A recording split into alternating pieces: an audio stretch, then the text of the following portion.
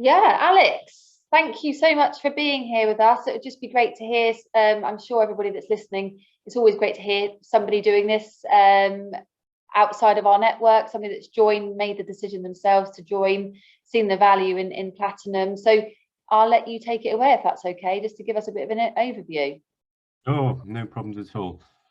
So yes, I'm Alex. I've been a partner since September 2018 when I joined Platinum. As Natalie said at the beginning, I'm in my fourth year now. We're on our fourth house and we'll be doing our fifth next year. Kizzy, my wife, signed up with us as well, but she's still working full time, so she's beavering away in the background. So if I switch to first person rather than we, that's because it's me that's sort of carrying the bulk of the work with Platinum. But she'll be stepping back from that at some point in the future and enjoying life with me as we get greater flexibility. I guess I make a reasonably interesting case study for Platinum because my background was very much property. I spent 20 years working in a central London estate agency where I was a partner, and we covered sales, lettings, property management. I also did a number of development projects of my own. So I had a very broad basis of knowledge in property. And so naturally, I asked myself at the time, did I really need to separate from this chunk of change to sign up with Platinum? And a lot of people have asked me since, was it worth it? And it certainly has proved to be. And we've only got a few minutes, so I'm just going to skip through my journey with Platinum just to sort of illustrate why I think that was the case. So the where we were, the what we wanted, the whys, the whats and the whys, I'm sure are very familiar themes to many of you. If you're talking to Platinum already, then you're certainly looking at a different direction in life, I think. Where we were, as I said, 25 years in London. Kizzy was working in media publishing. She still is. I was in property, and we had two boys of 2 and 4 years of age. Life was quite full on. I was ready to step away. I'd certainly reached the end of my road, I think, in that job and office life. I just wanted to go off in a different direction. Kizzy's a little younger than me, so she wasn't quite ready to step away from work. But we both wanted to move out of town. We'd done our London life. It was a lot of fun, but we were treading water, and with two young kids, it was time to get out. We both grew up out of town and wanted our kids to as well. So we were looking for a way to achieve that, to pivot, to get out of town, to gain a source of income and also a pension for the future. As I said, the whys, I'm sure, are all very familiar themes: freedom, flexibility, quality of life, more time with kids. You know, these are all common themes for us all now. Balance, stability, security. These are all things that, yeah, we were looking to achieve to take the stress out of everyday life. So let me just go where yes, so next slide, yes. So just briefly taking you through our journey, and I'll move on myself. Yes, taking you through our journey of how we got here. So in 2017, I came across PPP in a Google search. I can't remember the search term. I think it was probably something along the lines of, what the hell am I going to do with my life now? But PPP came up, and I signed up for Discovery Day, went along and discovered this asset class, which I hadn't really touched upon even in my years of property in London. And I'd also never really envisaged myself as developing a rental portfolio that would generate enough income for us from the pool of capital we had. And so HMOs seemed to be a concept that might work for this. And I was immediately attracted also to the support of a franchise network and collaboration that's available from the network too. So we made the decision to join.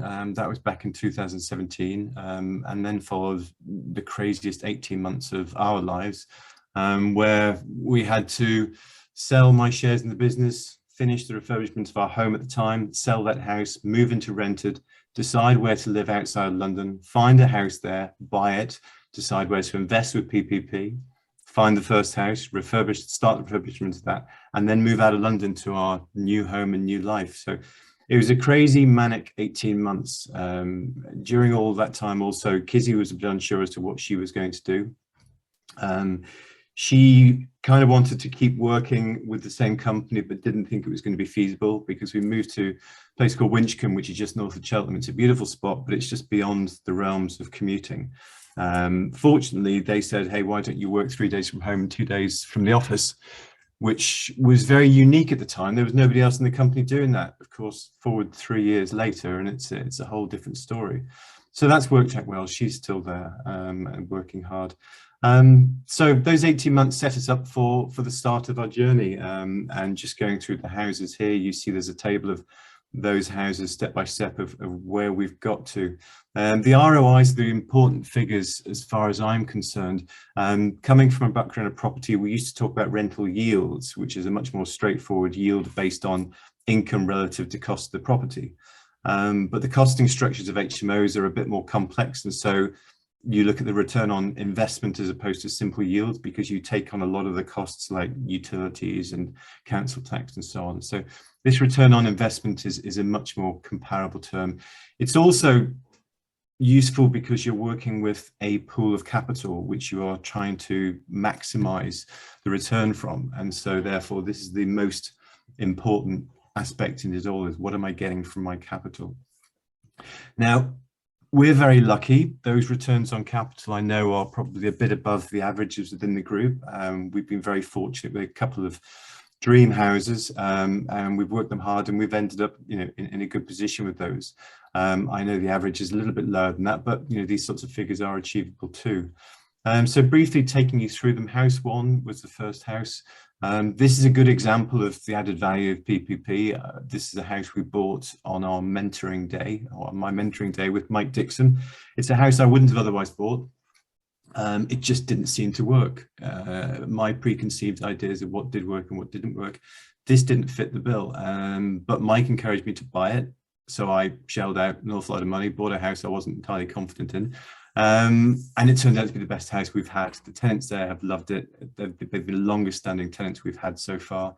So it just goes to prove, you coming in with somebody with experience into this, you make decisions you might not have otherwise done, and you move a lot more quickly. House two was a house that I bought at auction. I wasn't expecting to find another house that quickly and to work two simultaneously. But this house came up and it was a dream house, and I couldn't not go for it. It was hideous inside, a terrible refurbishment, totally unmodernized, on the side of a busy road opposite a Mackie D's. For any family, it was awful. For young tenants, it was perfect. So nobody else wanted to buy it. And so that was a great purchase, and that obviously feeds through to the return on capital. House three, again, was a great buy. It was a house that actually came up on our mentoring day. And I could see that it was overpriced and difficult because the owner of the house was a builder. He'd built an extension on the back. He'd built it wrongly. He'd overstepped the mark, and he had an enforcement notice on it, and nobody wanted to get involved in this. For me, it seemed like a fairly straightforward project. And so a year later, I managed to pick that up at what I thought was a sensible market price, and as nobody else wanted to pay it, it certainly seemed so. And again, that fed through to a great return on capital. And then house four, as I said, we're there now. COVID year was a bit of a slow year through to 2020. We're a little bit behind where we should be, but it's all good. That house is coming through. We should finish that this year and have it rented hopefully by the end of the year. And then house five next year. Alongside all of that, I should probably mention also, I've been doing a commercial mastermind program with Platinum, which was not something I was aware of at the outset. I'm not sure it was something they were doing at the outset, but it's something Natalie twisted my arm to do it at what I thought was a more premature stage than actually it was. And she was quite right. It was good to get that banked away in terms of knowledge, because that's given me some ideas as to where to go with the next house, and then also diversifying into commercial property beyond that too. So that was just another added bonus. So the question, was it worth it? Did I achieve my whys? Without question, yes, it's clearly been worth it. In terms of value, you simply can't put a value on experience. Choosing the location to invest, choosing the first house, just getting on with it. I would have procrastinated and overanalyzed, and it would have taken me a lot longer than it did. But to have the confidence of somebody sitting on your shoulder saying, this will work, this won't, this will, working within their processes, it made so much more sense. And the cost savings of avoiding pitfalls that I probably inevitably would have fallen into, but also speeding up that journey, because me, like everybody else in this situation, you're looking at trying to develop a sustainable level of income as quickly as possible. And that happened much more quickly than it could have possibly done if I'd done it by myself. And that in itself mitigates a huge chunk of the cost in my mind.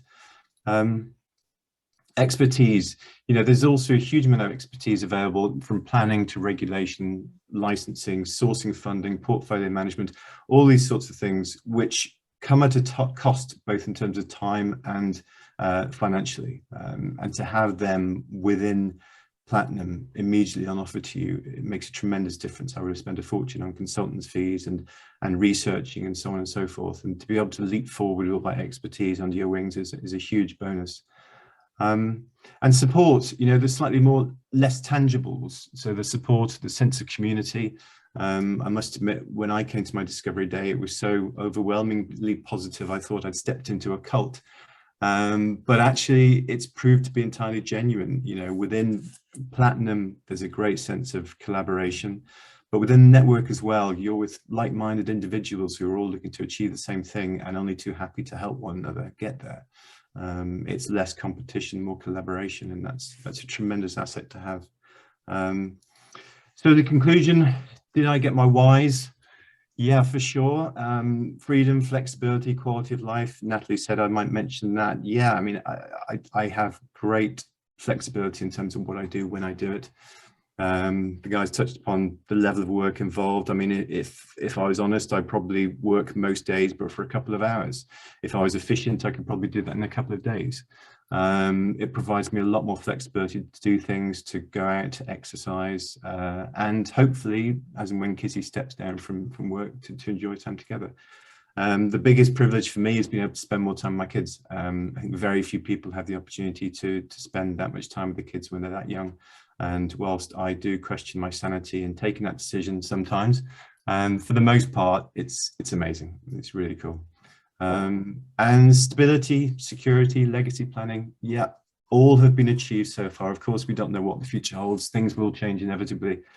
But I feel confident having Platinum behind me to navigate any of those changes. And I think that the best testament for me is probably that at the end of the 7 years, then I will undoubtedly sign up for the alumni program and stick with Platinum beyond when I have to.